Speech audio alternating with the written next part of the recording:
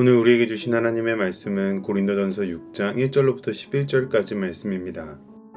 너희 중에 누가 다른 이와 더불어 다툼이 있는데 구태여 불의한 자들 앞에서 고발하고 성도 앞에서 하지 아니하느냐? 성도가 세상을 판단할 것을 너희가 알지 못하느냐? 세상도 너희에게 판단을 받겠거든 지극히 작은 일 판단하기를 감당하지 못하겠느냐? 우리가 천사를 판단할 것을 너희가 알지 못하느냐? 그러하거든 하물며 세상 일이랴. 그런즉 너희가 세상 사건이 있을 때에 교회에서 경히 여김을 받는 자들을 세우느냐. 내가 너희를 부끄럽게 하려 하여 이 말을 하노니 너희 가운데 그 형제 간의 일을 판단할 만한 지혜 있는 자가 이같이 하나도 없느냐. 형제가 형제와 더불어 고발할 뿐더러 믿지 아니하는 자들 앞에서 하느냐. 너희가 피차 고발함으로 너희 가운데 이미 뚜렷한 허물이 있나니 차라리 불의를 당하는 것이 낫지 아니하며 차라리 속는 것이 낫지 아니하냐. 너희는 불의를 행하고 속이는구나. 그는 너희 형제로다. 불의한 자가 하나님의 나라를 유업으로 받지 못할 줄을 알지 못하느냐. 미혹을 받지 말라.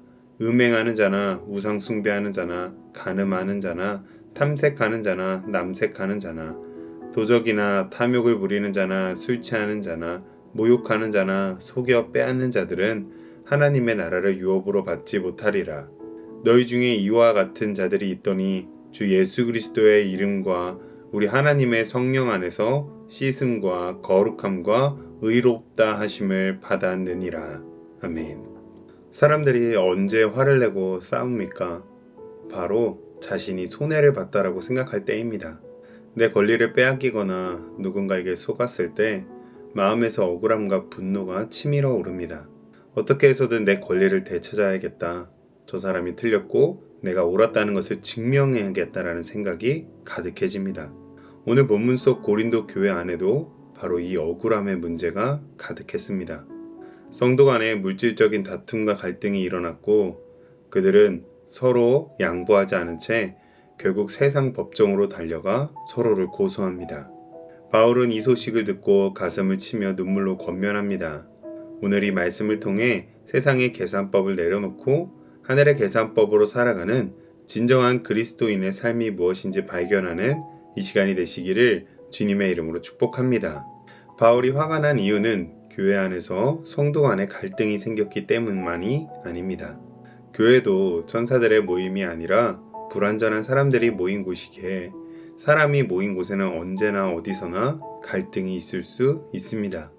그러나 바울이 진정으로 가슴 아파했던 것은 예수 그리스도의 피로 묶인 형제 자매들이 그 문제를 교회 안에서 믿음으로 해결하지 못하고 하나님을 모르는 세상의 기준과 법정 앞으로 가져갔다는 사실입니다. 바울은 성도의 정체성을 다시 상기시킵니다. 성도는 장차 세상을 판단하고 심지어 천사들까지도 판단할 영광스러운 존재입니다. 그런데 교회가 스스로 형제 간의 갈등 하나를 믿음으로 또 사랑으로 중재할 지혜가 없어서 세상의 판단을 받으려 하니 이는 심히 부끄러운 일이며 하나님의 영광을 가리는 일이라고 한 것입니다.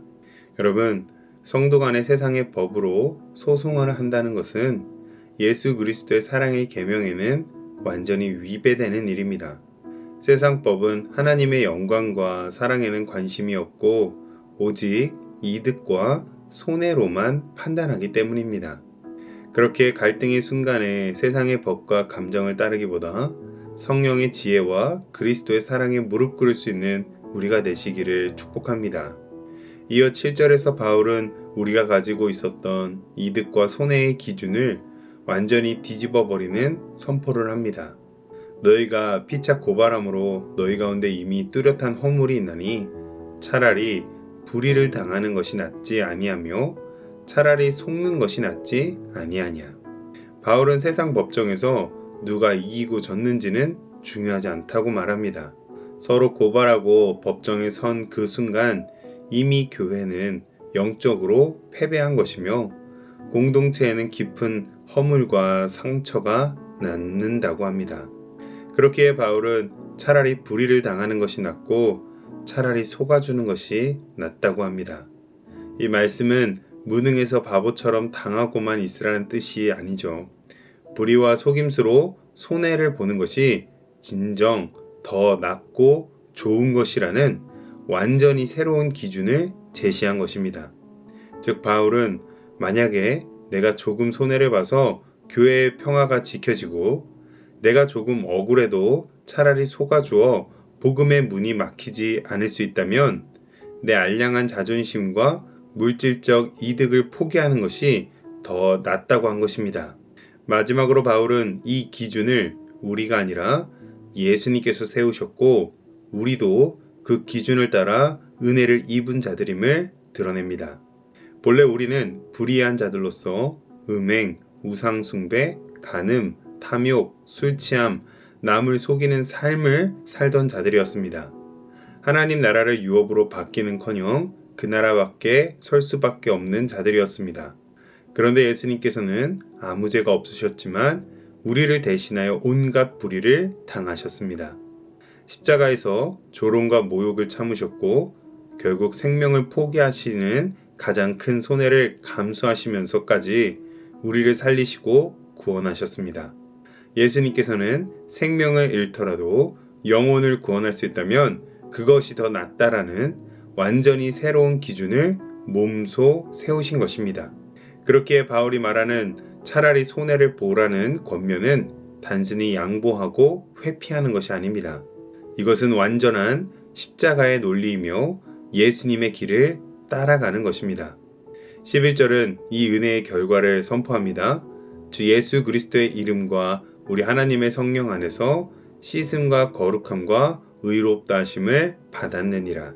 우리는 이미 씻겨졌고 이미 거룩해졌으며 이미 의롭다 하심을 받았습니다. 그러므로 우리가 손해를 감내하고 형제를 용납하는 삶은 은혜를 갚으려는 노력이 아니라 받은 은혜가 우리의 삶 속에서 흘러 넘치는 것입니다. 십자가 앞에서 변화된 사람은 내 이득보다 교회의 평화를, 내 자존심보다 형제의 회복을 더 소중히 여기게 됩니다. 이것이 바로 정결한 성도의 삶이며 하나님 나라 백성다운 삶의 모습인 줄로 믿습니다. 말씀을 맺겠습니다. 오늘 말씀을 통해 우리는 세상의 계산법과 하나님의 나라의 계산법이 얼마나 다른지를 살펴보았습니다. 세상은 우리에게 손해보면 안 된다, 억울하면 싸워라, 싸워서라도 이겨야 된다라고 하지만 하나님의 나라는 차라리 손해를 봐라, 차라리 속아주어라, 그것이 형제를 살리고 교회를 세우는 길이다라고 합니다. 이 기준은 예수님께서 십자가 위에서 친히 보여주신 것입니다. 그렇게 십자가를 바라보며 그 길을 따라가는 사람은 억울함 속에서도 흔들리지 않을 수 있습니다. 그러므로 오늘 우리 모두 누군가에게 양보한 일이 생길 때, 억울하고 답답한 일이 찾아올 때마다 십자가를 바라보고 내가 먼저 받은 은혜가 이보다 훨씬 크다는 것을 기억하므로 하나님의 나라와 교회의 영광스러운 자녀들이 다 되시기를 주님의 이름으로 축복합니다. 기도하겠습니다. 사랑과 은혜가 풍성하신 하나님 아버지, 우리가 입술로는 주님의 십자가를 찬양하면서도 삶의 자리에서는 얼마나 작은 손해 하나도 견디지 못하고 내 권리와 이익만을 주장하며 살아왔는지를 회개합니다. 내 자존심을 세우려다가 형제의 가슴에 못을 박고 교회의 덕을 가렸던 우리의 어리석음을 용서하여 주옵소서. 예수님께서 우리를 살리시기 위해 기꺼이 십자가에서 모든 손해와 모욕을 감당하셨던 것처럼 우리도 주님의 이름과 교회의 평화를 위해 차라리 손해를 보고 차라리 속아줄 수 있는 넉넉한 믿음의 사랑을 허락하여 주옵소서. 오늘 하루도 우리의 마음과 생각을 지켜주시고 억울하고 답답한 일을 만날 때마다 십자가를 바라보며 넉넉히 이기게 하옵소서. 예수님의 이름으로 기도합니다. 아멘.